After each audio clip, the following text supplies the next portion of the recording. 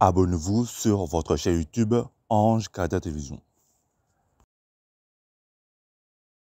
Mais vous vous imaginez comme on se fait balader depuis plusieurs semaines, plusieurs mois, même un an, disons, avec toujours ces objectifs qui sont donnés, qui ne sont jamais tenus. C'était 4 à 6 semaines, il y a 8 semaines de cela. C'était dans un mois, c'est maintenant mi-mai. On parle de 800 000 emplois, on parle d'entrepreneurs qui ne savent pas comment l'avenir va être fait. On parle d'aides aussi qui vont être débranchées progressivement. Bruno Le Maire qui provisionne déjà 7 à 8 milliards de non-remboursement des prêts garantis par l'État, c'est-à-dire des faillites.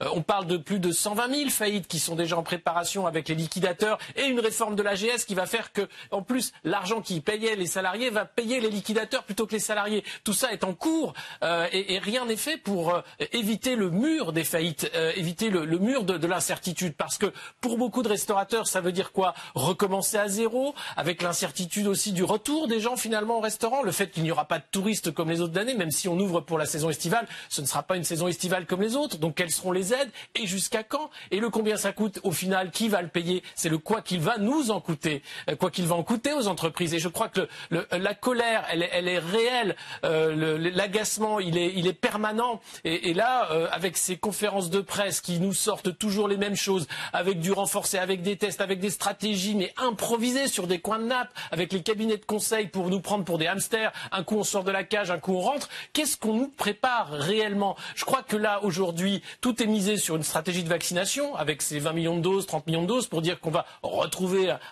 une potentielle vie normale, mais ce ne sera jamais une vie normale. On aura derrière Stop Covid, tous anti-Covid, je ne sais pas comment ça s'appellera, le fameux pass sanitaire, peut-être pour aller au restaurant, mais on marche sur la tête, on aura le masque à peu près partout tout le temps puisque le vaccin n'empêche pas les gestes barrières, et puis on aura combien de rappels par an?